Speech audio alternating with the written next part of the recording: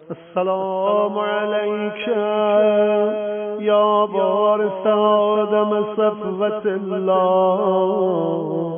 السلام عليك يا وارث نوح نبي الله. السلام عليك يا وارث إبراهيم خليل الله. السلام عليك يا وارث موسى كليم الله. السلام عليك يا وارث عيسى روح الله.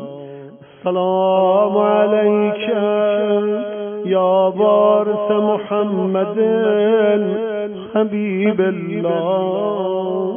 السلام عليك يا وارث أمير